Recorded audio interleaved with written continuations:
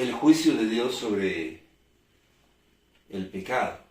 No es que nosotros queramos seguir andando en el mismo tema, sobre todo si consideramos que recientemente grabamos un capítulo sobre el cristiano y el pecado, pero las cosas que están pasando amerita que quizás nosotros toquemos ciertos temas, como en este, el juicio de Dios sobre el pecado. Recientemente escuché a alguien decir que conoció a un pastor o un predicador que en sus predicaciones le daba duro al pecado. Y hablaba él, entre otras cosas, del pecado del adulterio, de la fornicación, del homosexualismo, qué sé yo, pero le daba duro a eso. Y advertía a la gente, predicando en su iglesia, que si no aceptábamos a Jesucristo como nuestro único y suficiente Salvador, en estas condiciones nos íbamos a condenar en el infierno. Era muy duro, muy enérgico con este asunto del pecado, hasta que un día lo llamó su hijo aparte, un joven creyente de la iglesia, para decir: papá, yo quiero hablar contigo. Quiero que me escuches porque yo quiero decirte que yo soy homosexual. Ahí no acabó todo. También tenía una hija que estaba casada, me parece que, no sé, de algún tiempo, más de un año, no sé. Y dijo: papá, quiero hablar también yo contigo, y quiero sincerarme yo contigo. Estoy por divorciarme, voy a divorciarme. Y eran cosas que él atacaba con mucha firmeza, con mucha dureza. Alguien entonces, cuenta este hombre, le preguntó a este pastor: bueno, pastor, ¿y ahora qué va a hacer?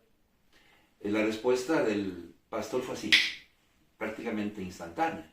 Y le dijo: bueno, creo que llegó el momento de cambiar de manera de pensar. Llegó el momento de cambiar de tono. También escuché a un youtuber cristiano refiriéndose a un pastor, ¿verdad?, de 73 años, que recientemente renunció a su ministerio, después de muchísimos años, por haber sostenido una relación ilícita de adulterio con una mujer que obviamente no era su esposa. Ya esto le dio la vuelta al mundo no sé cuántas veces, y aparentemente eso es lo que se está hablando. Este youtuber dice que nosotros no debemos estar mirando los videos que se están difundiendo y refiriéndose a este pastor de 73 años que desafortunadamente cayó en esta situación, que no debemos estar mirando esos videos o esa información y menosprestándonos para hacer comentarios o críticas o juicios al respecto, porque todos somos seres humanos, y el que está libre de pecado que tire la primera piedra, decía este hombre, criticando a los que de alguna manera han hecho algún comentario al respecto de este siervo de Dios de 73 años. Entonces surge la pregunta: ¿qué es? Que tenemos una división de castas, de clases en el cristianismo, en la iglesia, que podemos atacar duro el pecado y darle fuerte a la gente. Sin embargo, cuando se trata de nosotros, o cuando se trata de nuestros hijos, o de nuestros seres queridos, de nuestros mentores, a quienes amamos tanto, decimos que debemos de bajar el tono, decimos que debemos ser blandos y comprensivos con ellos. Esto es así. Hay una división de clases, hay una división de castas. Han llegado al colmo estas personas de citar pasajes como: el que de vosotros esté sin pecado, sea el primero en arrojar la piedra, que es literalmente lo que dice el Señor en el libro de San Juan, en el capítulo 8, en el versículo 7. O de citar pasajes como Mateo 9:13, que dice: misericordia quiero y no sacrificio. ¿Qué dice la palabra de Dios?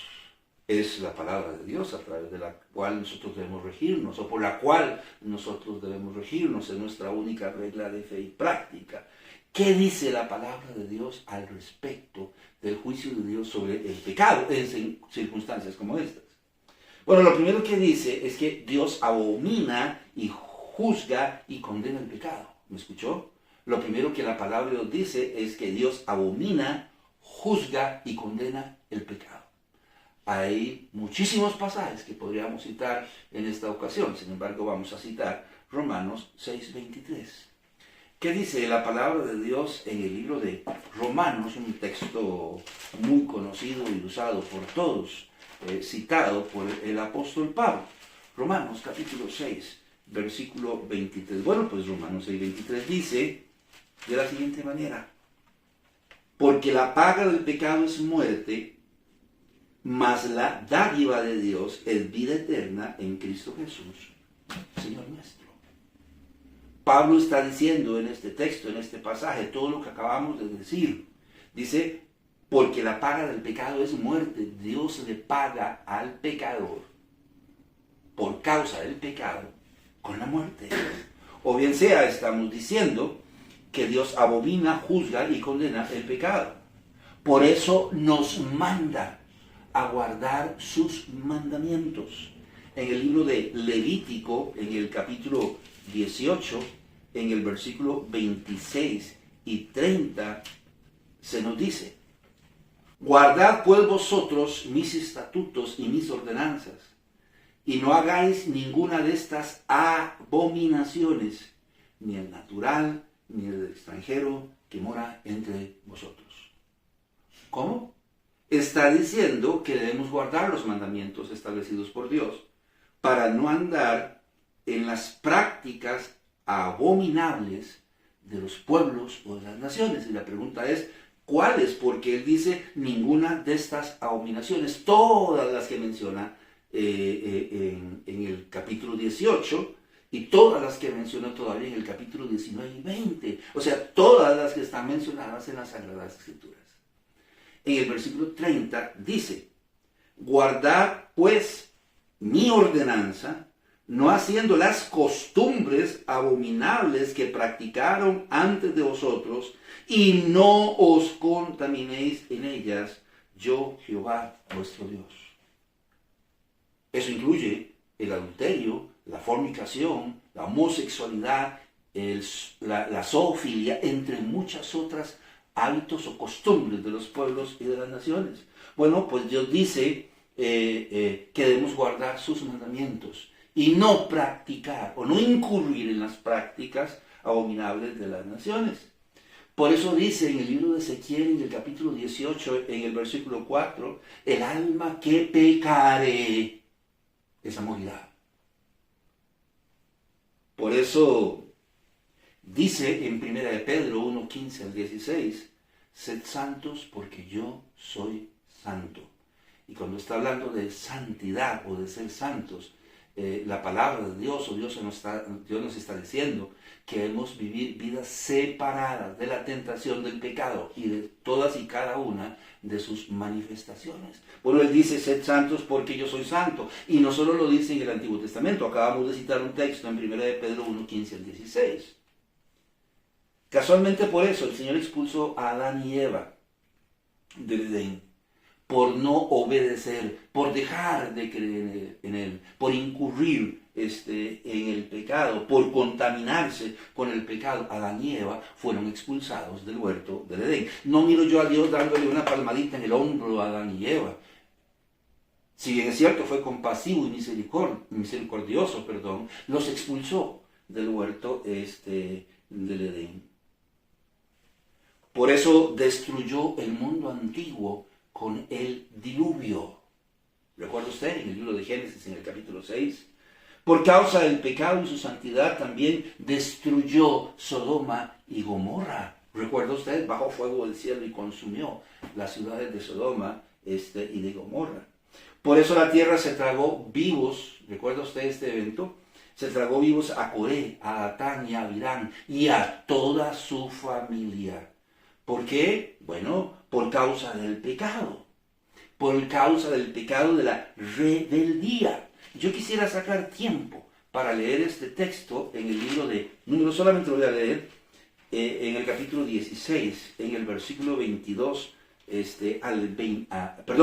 Números 16, 32 al 33. Yo solo lo voy a leer, pero que básicamente dice: abrió la tierra su boca y los tragó a ellos, a sus casas, a todos los hombres de Coré y a todos sus bienes.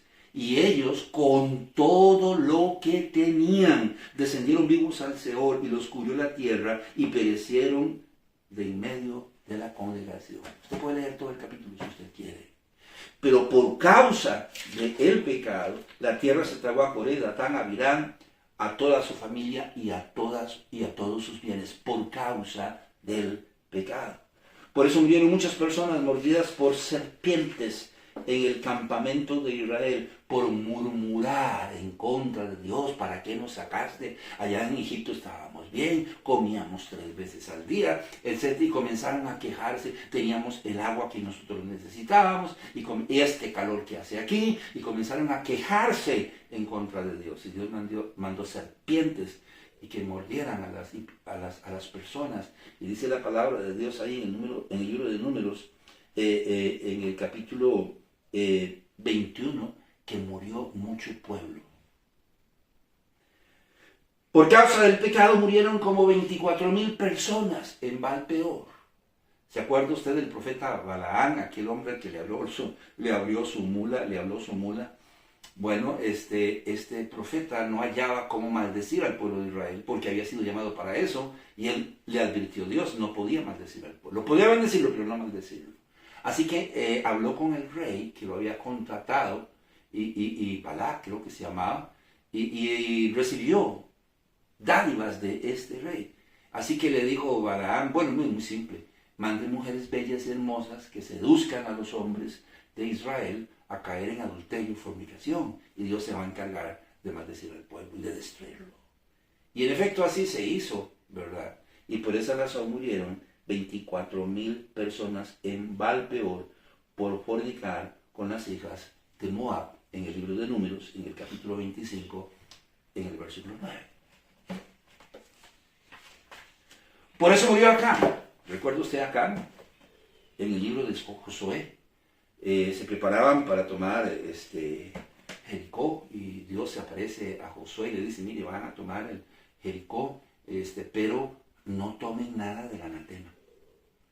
Ni plata, ni oro, ni vestidos costosos, no tomen nada. Sin embargo, Acán, cuando cayó Jericó y vio aquellos lingotes de oro y de plata, aquellos vestidos costosos, los tomó y los escondió debajo de su tienda. Cuando fueron ante Jai, un pueblo insignificante y pequeño, fueron derrotados, y Josué, lamentando lo que había pasado, acude a Dios llorando, y Dios le dice: no llore, busque el pecado, porque hay pecado en el pueblo. Y llegaron a la tienda de Acán y encontraron los lingotes de oro, de plata y los vestidos costosos. ¿Y qué pasó con Acán? Acán fue apedreado, él, su esposa, sus hijos y toda la gente de su familia, por causa del pecado. Le parece drástico, pero así sucedió. Y así ocurrió. Acán, con toda su familia, por desobedecer a Dios y tomar del botín del anatema, murió. Por eso murió Ananías y Zafira, por pretender engañar al Señor. Recuerda usted, en el libro de Hechos, vendieron una propiedad. Ellos querían figurar y ser reconocidos entre los demás, y trajeron el dinero ante los apóstoles. Y dijeron: bueno, nosotros prometimos esto, pero hagamos una cosa, la verdad es que nosotros también necesitamos plata, entonces digamos que lo vendimos en tanto y nosotros nos dejamos tanto. Era su propiedad, podían hacer con ella lo que quisieran, pero engañaron y mintieron. Y cuando entra Ananías, le dice: mira, Ananías, ¿es cierto que vendiste la propiedad en tanto? Sí, claro, la vendimos en tanto. Le dice: ¿por qué pretendes mentir y engañar a Dios? Esa propiedad era de ustedes la podían vender en lo que quisieron, pero ustedes vinieron aquí, discúlpeme, rajando y diciendo lo que no era, y nos dijeron un monto cuando el monto era otro. ¡Pum! Y cayó muerto Ananías. Y cuando sacaron a Ananías, los llevaron los jóvenes a sepultar, y cuando los jóvenes venían de regreso, la que había llegado era su esposa. Mira vos, ¿y vendieron la propiedad en tanto? Sí, claro, claro, claro. Sí, la dimos en tanto. ¿Por qué quisisteis mentir al Espíritu Santo? ¡Pum! Y cayó muerta.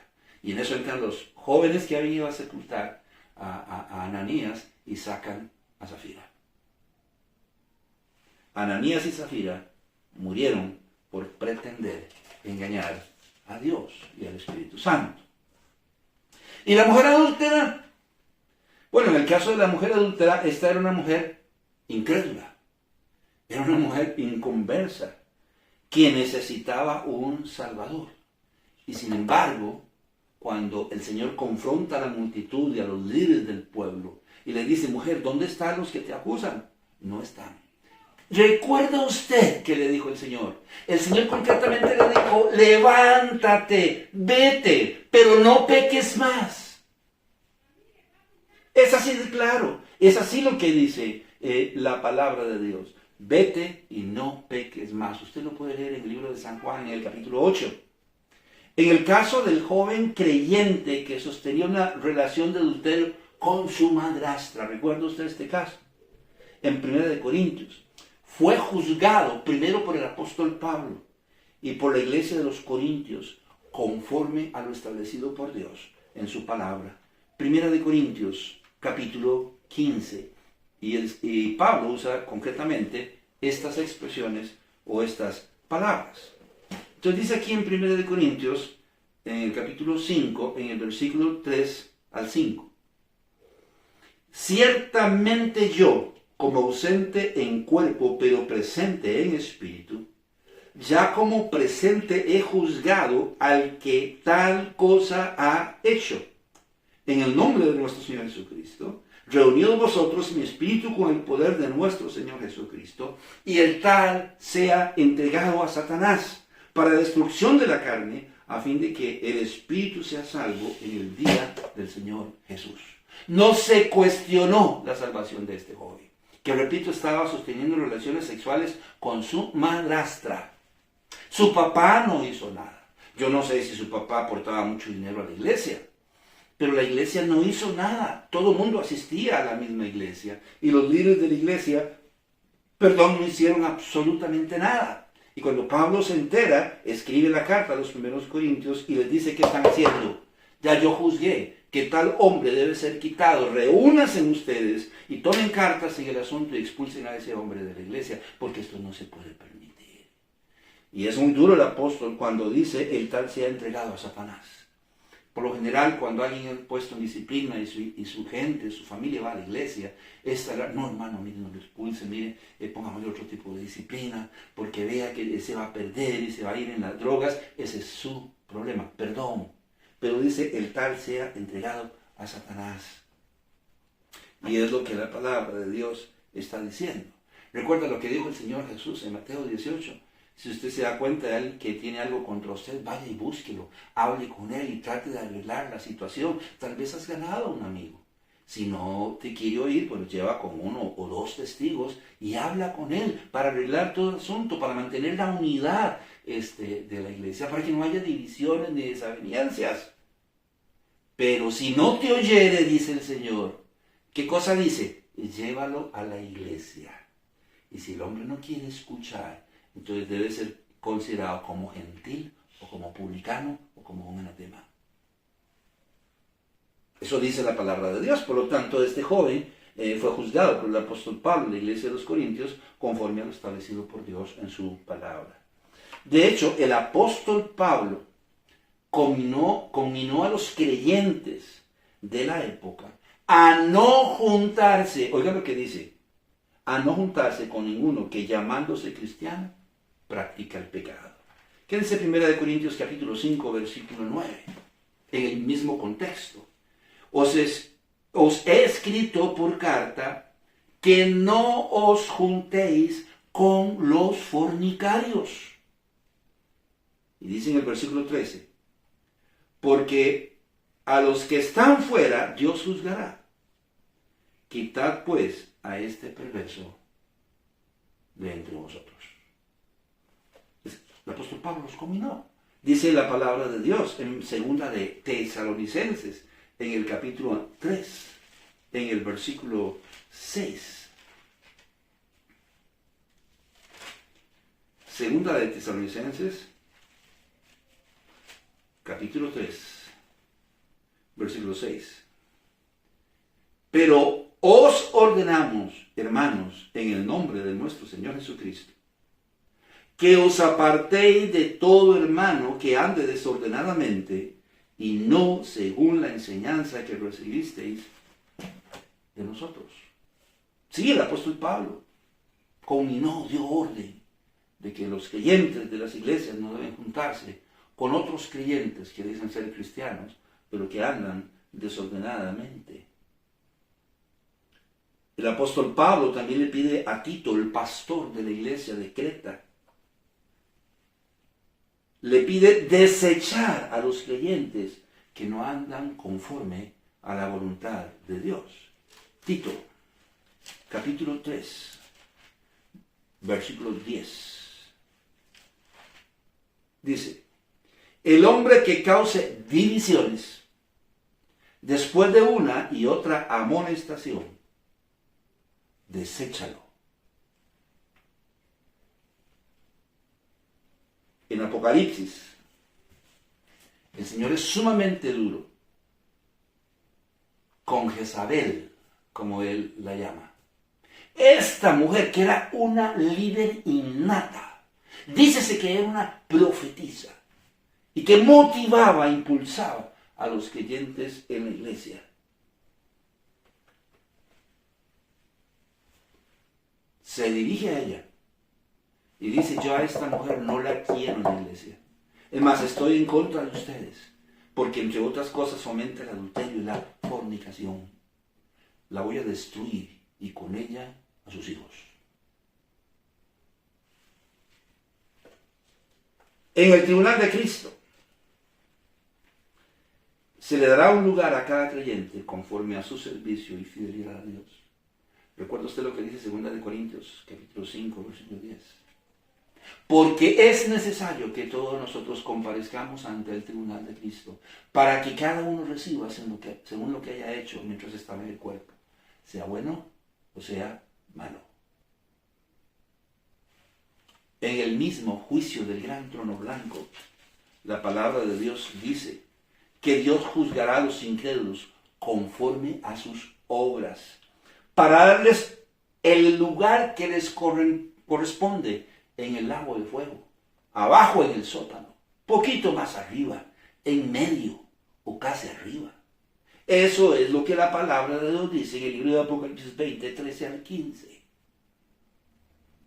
La gran consigna la encontramos en el libro de Proverbios y se replica en el libro de Hebreos. ¿Qué dice Salomón en el libro de Proverbios, por ejemplo, en el capítulo 3, en el versículo 12? Porque Jehová al que ama castiga, como el padre al hijo a quien quiere.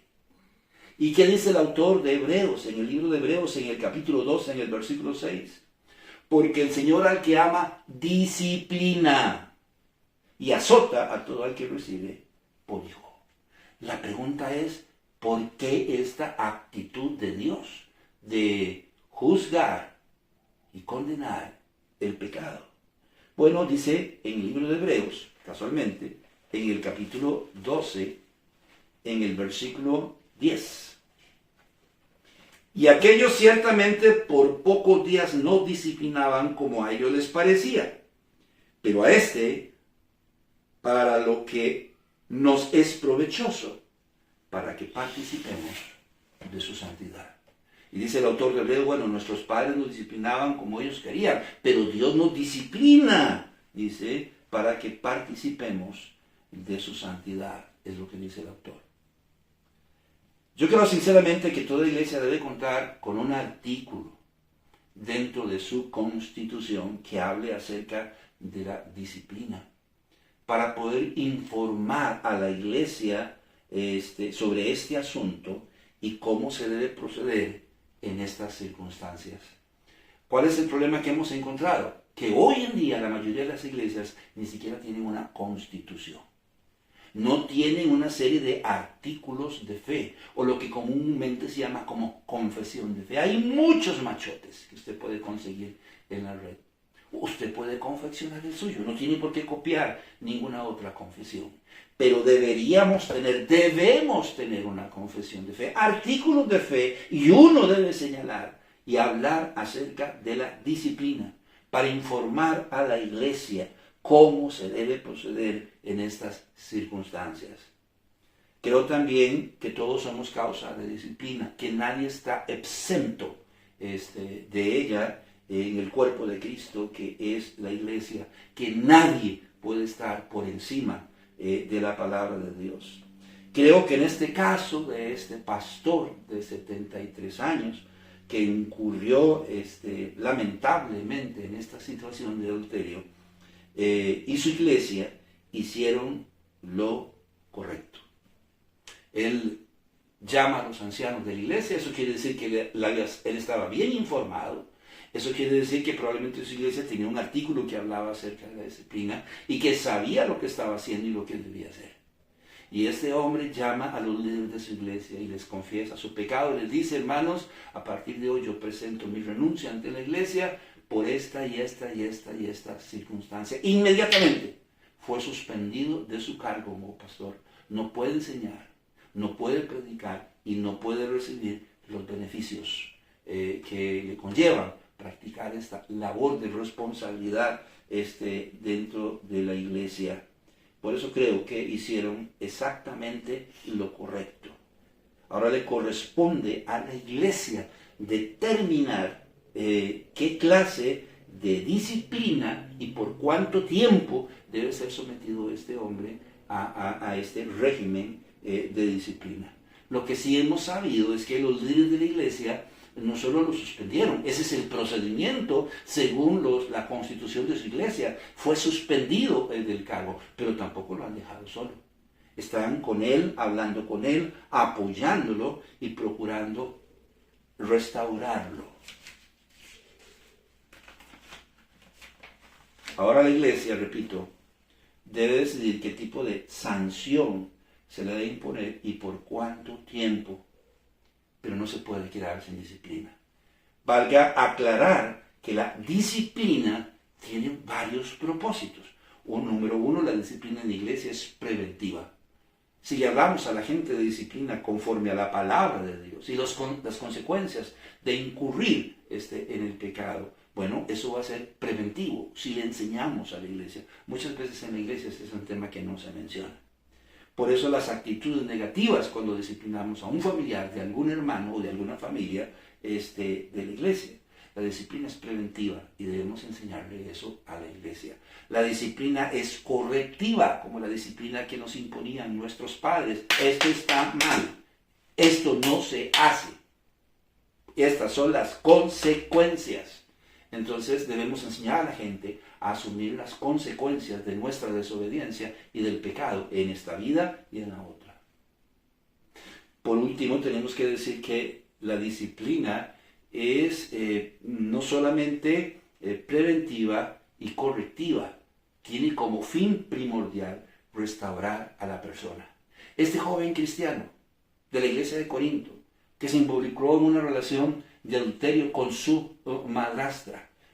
Pablo fue sumamente duro en 1 Corintios 5, pero si usted lee 2 Corintios capítulo 2, parece que el hombre reaccionó, no sé la madrastra, pero este joven reaccionó, tuvo la reacción que se requería, una reacción de dolor, de angustia, de arrepentimiento, reconoció su error. Entonces Pablo dice, ok, entonces las cosas cambian, vamos a apoyarlo y vamos a restaurarlo.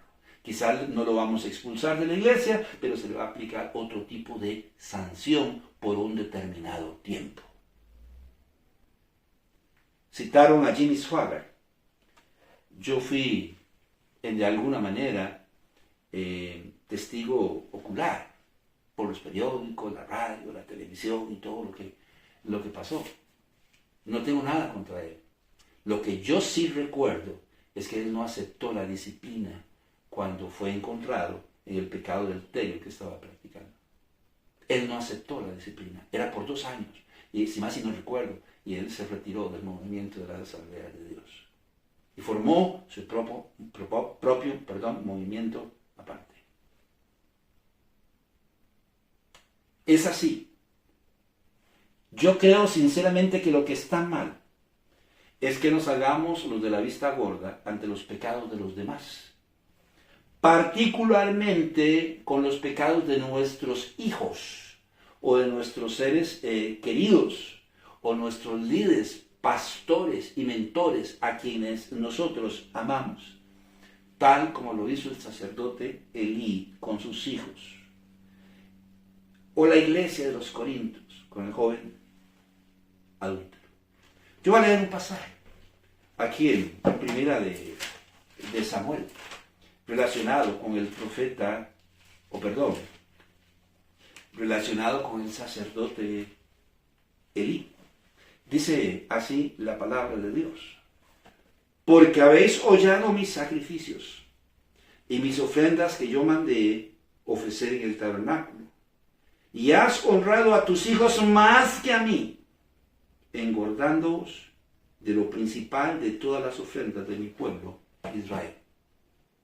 Ya Elí estaba viejo, se sentaba en una silla, le traían de comer y estaba extremadamente obeso. Mientras sus hijos abusaban de las mujeres, viudas muchas de ellas, que llegaban al tabernáculo a pedir ayuda y asistencia, y ellos, los hijos de Elí, los sacerdotes, las prostituían, se robaban la carne de las ofrendas que era ofrecida a Dios, entre muchas otras cosas. Dios había advertido a Elí y le había dicho lo que iba a pasar, y Elí hizo caso omiso. ¿Recuerda usted cuando, siendo muy niño todavía, tal vez 10, 12 años, Dios llama a Samuel, Samuel, Samuel, y Samuel salía corriendo, Señor Elí, ¿qué quieres? ¿En qué te puedo servir? No, yo no lo he llamado. Pero la tercera vez le dice Elí, si te vuelven a llamar, dígale, heme aquí. Era el Señor que le estaba hablando. Y de repente la cuarta vez sucede, Samuel, Samuel, sí, dime, Señor, heme aquí, aquí estoy. Y el Señor le revela todo lo que va a pasar con Elí y con los hijos de Samuel. Y Elí le pregunta al día siguiente a Samuel, y Samuel no sabía cómo decirle, y termina diciendo, bueno, Dios ha dicho así y así y asá. Y le mostraré que yo juzgaré su casa para siempre, por la iniquidad que él sabe, porque sus hijos han blasfemado a Dios y no los ha estorbado. Por tanto, si usted sigue leyendo en su contexto, morirán. Dios los mató. Pero a mí lo que me llama la atención es el mensaje que Dios envía a través de Samuel a Elí. Porque sus hijos han blasfemado y él no los ha estorbado. En primera de Corintios, en el capítulo 5, Pablo habla duramente a la iglesia de los corintios y los exhorta y les dice: y vosotros estáis envanecidos, ¿no debieras más bien haberos lamentado para que fuese quitado del medio de vosotros el que cometió tal acción? El tal sea entregado a Satanás para destrucción de la carne, a fin de que el espíritu sea salvo en el día del Señor Jesús. No es buena vuestra jactancia. No es bueno que nos hagamos los de la vista gorda. También creo que no se trata de hacer leña del árbol caído, sino casualmente de evitar ese tipo de situaciones, de saber qué hacer cuando se presenten, por cuanto en la iglesia la disciplina debe ser preventiva, correctiva y con el único fin de restaurar a la persona. Aquí en este foro yo no voy a decir si este pastor debe o no seguir pastoreando, suponiendo que aceptara la disciplina que le impongan y que sea restaurado, si él puede volver o no al ministerio. No voy a entrar en ese debate. Lo que sí estoy claro en las Sagradas Escrituras es que por ninguna circunstancia se debe ser blando con ella. No importa si son creyentes, con todo respeto comunes, No importa si son maestros de escuela dominical o no importa si es el mismo pastor. Yo creo que si tomamos tiempo para enseñar y enseñar la verdad de Dios acerca del pecado y las consecuencias de la desobediencia, quizás podríamos evitarnos muchos problemas. Con todo respeto para este siervo de Dios de 73 años, se equivocó. Ahora debe asumir las consecuencias.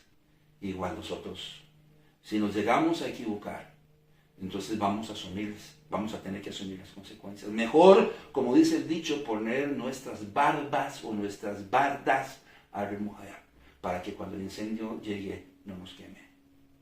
Mi nombre es Carlos Corrales. Que Dios te bendiga. Que la pases bien.